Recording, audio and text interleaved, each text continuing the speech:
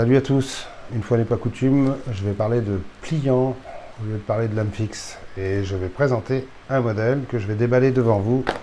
C'est le modèle de chez Colsteel, le Tough Light. Non, je déconne. Je ne vais pas le déballer, il est déjà déballé. Je sais que ça en énerve certains.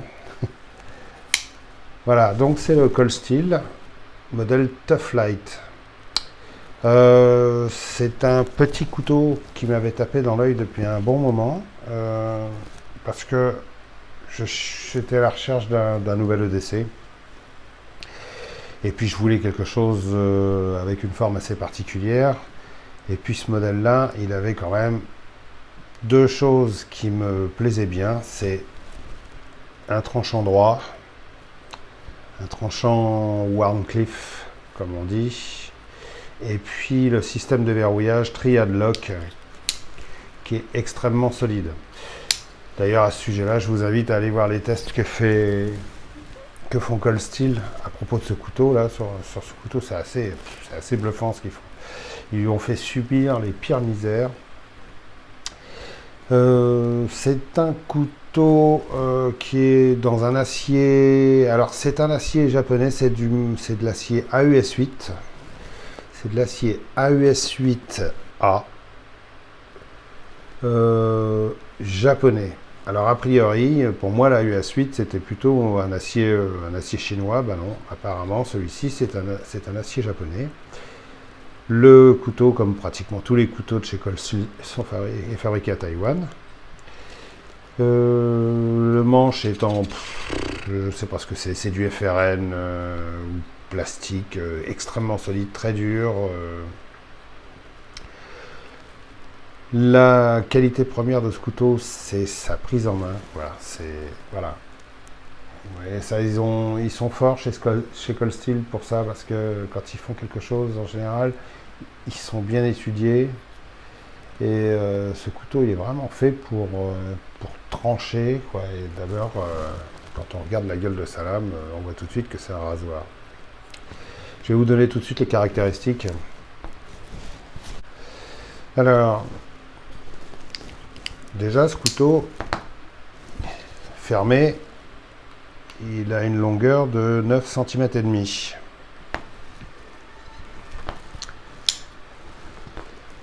Ouvert, il aura une longueur de 15,2. Sa lame fait un tout petit peu moins de 6,5, ouais, 6,5. Et par contre, il a un tranchant qui est assez court, qui fait 5,5. L'épaisseur de lame. L'épaisseur de lame, il a une bonne lame bien épaisse qui fait un tout petit peu moins de 3 mm. Le poids de ce couteau, 73 grammes. Vous remarquerez le retour de la balance qui avait disparu. La construction a l'air assez solide, hein. Clip réversible, mais deux positions seulement, droitier et gaucher.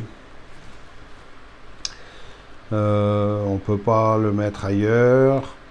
Le clip est plutôt pas mal, il n'est pas très low profile, quoi. Le couteau dépasse un petit peu quand même. Mais bon, ça passe, c'est assez discret. L'avantage de ce couteau, c'est qu'il est pas gros, donc forcément, on peut le glisser par exemple dans la poche centrale d'un jean, sans problème. D'ailleurs, il a peut-être même été un petit peu pensé pour ça. Enfin, ça dépend. Si vous portez vos jeans moulants, oubliez, quoi. Les Américains, eux, ils portent leurs jeans tellement loose que ouais, on pourra en mettre deux comme eux dedans. Enfin bon. Chez nous, on a plutôt tendance à porter un petit peu près du corps, enfin, quand on a la chance d'être bien foutu comme moi. Donc, glisser un truc comme ça dans la petite poche de son jean, c'est pas terrible. Alors, le système Triad Lock, bon, il est quand même balèze, hein. Dur, assez dur. Au début, il faut vraiment appuyer comme un sourd dessus pour arriver à le débloquer. Par contre, voilà, Je vous invite encore à regarder les tests que fait Cold Steel sur ce couteau. D'ailleurs, sur tous leurs couteaux, ils ont des tests qui sont quand même de dingue, faut reconnaître. C'est vraiment des barjots chez eux. Pour vous le comparer avec, par exemple, mon vieux Spyderco Delica 4, enfin Delica, parce que c'était ça, c'est pas le Delica 4, ça c'est le Delica première génération. On en est à la 4e génération. Et puis le Sanrenmu, je me souviens plus des références, que j'aime bien aussi, avec également un tranchant droit. Celui-ci, je l'utilise beaucoup, j'aime beaucoup sa prise en main. Alors, bon, vous avez quand même une sacrée différence de prix entre ces deux-là. Celui-ci coûte 40 euros, celui-ci, vous le trouvez à 8 euros. Bon,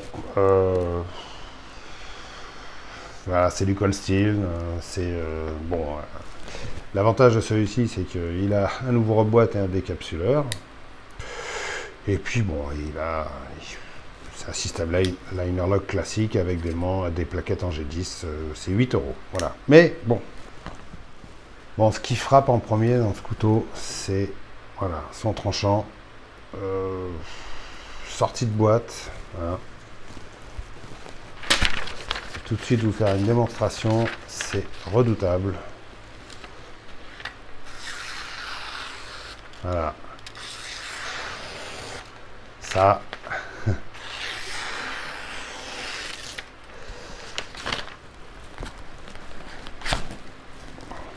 Regardez ça.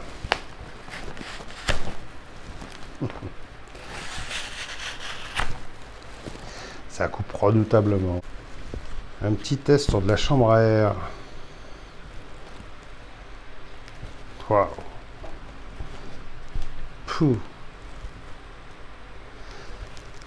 C'est un rasoir ce couteau. Test sur de la paracorde.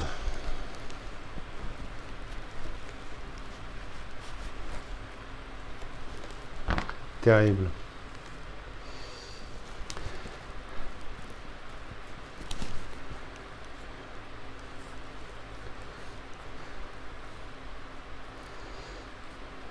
C'est redoutable.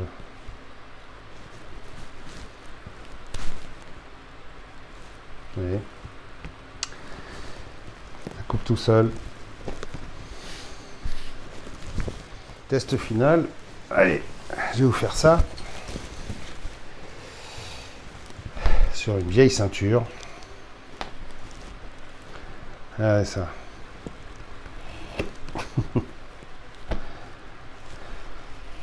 C'est presque un couteau qui est fait pour les cordonniers, ça. J'ai bien attaqué le tapis dessous. C'est phénoménal comme ça. Waouh. Ça rentre comme du beurre. Regardez ça.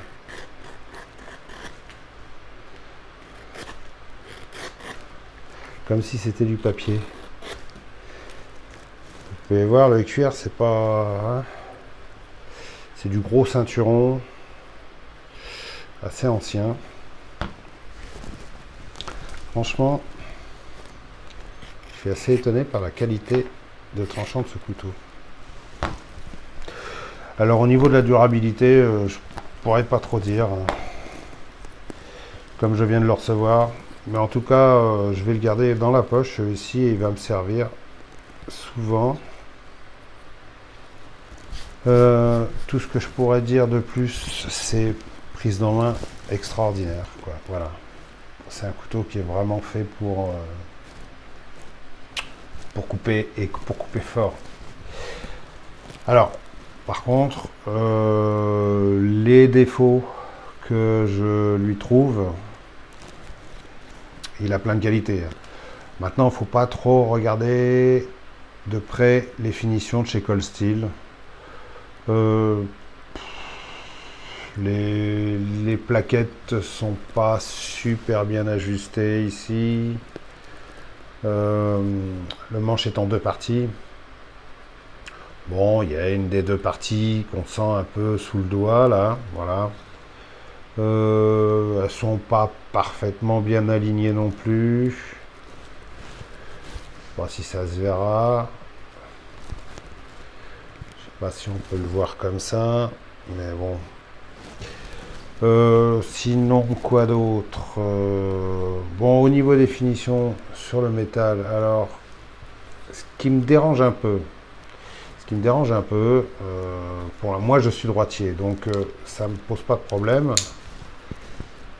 Le trou dans la lame pour l'ouvrir, il est assez soft ici, il écorche pas trop le doigt, donc moi ça me convient tout à fait.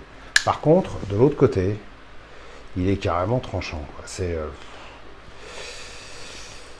Je vois pas très bien comment un gaucher pourra l'utiliser régulièrement sans se niquer le pouce au bout d'un moment, quoi. Donc il faudra peut-être le passer un peu au papier de verre à l'intérieur. Et puis quand vous regardez à l'intérieur du trou, je sais pas si on peut le voir correctement. C'est pas super bien usiné, quoi. Voilà, c'est pas très propre comme travail.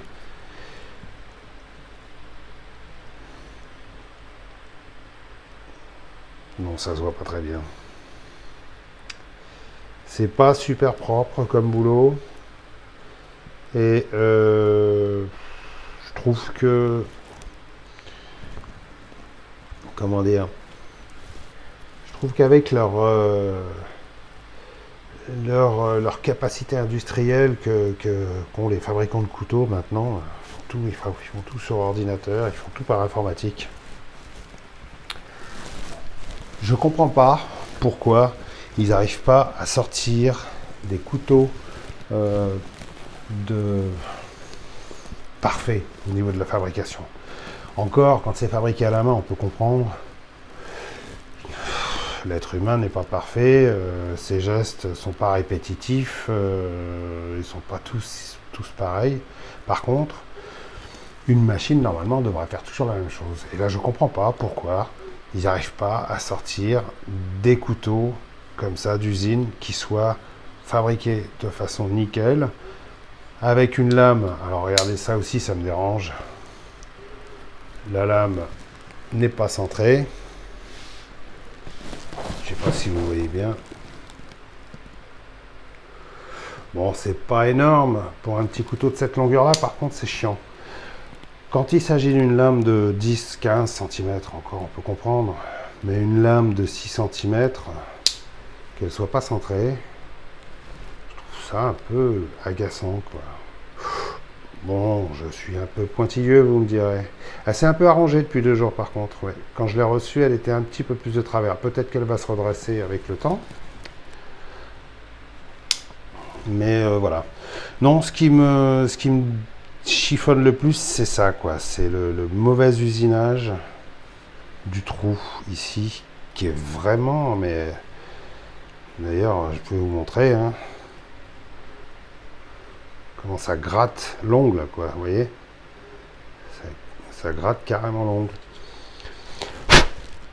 Alors que de l'autre côté, pas du tout. Voilà, ils auraient pu, ou alors ils ont peut-être oublié un petit peu d'arrondir le truc. Voilà. Si vous n'êtes pas bricoleur, c'est un peu casse-couille. Voilà, c'est tout. Ça, c'est les défauts que je lui trouve. Alors, grattage de Firesteel, je pense que ça doit être faisable, peut-être. Peut-être fermé pour plus de sécurité. Je suis pas certain. Ah si.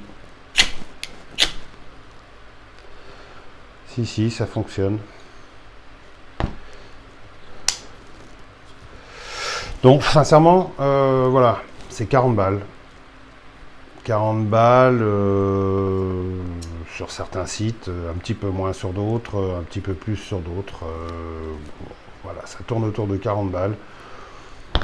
C'est du cold steel pour ceux qui aiment ça. Et puis surtout, voilà, ça peut faire un très bon couteau de défense. La prise en main est excellente des deux côtés. Franchement, Bon, je pense que Cold Steel s'est pas trompé, ça fait un petit moment qu'il existe. Cold Steel s'est pas trompé quand ils ont sorti ce couteau. Il a une bonne réputation. Et puis voilà quoi. Le système Triad Lock, redoutable. Redoutable. Voilà. C'est tout ce que j'avais à dire sur ce couteau. Je vais faire un petit peu de ménage maintenant. Et puis je vous souhaite, écoutez, comme d'habitude, hein, restez affûtés. Restez affûtés, mais comme ça, hein. Vache. Regardez ça. C'est du cuir, hein.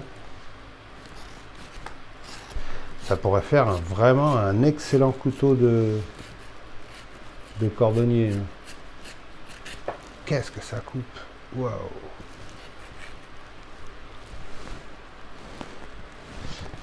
Allez, salut.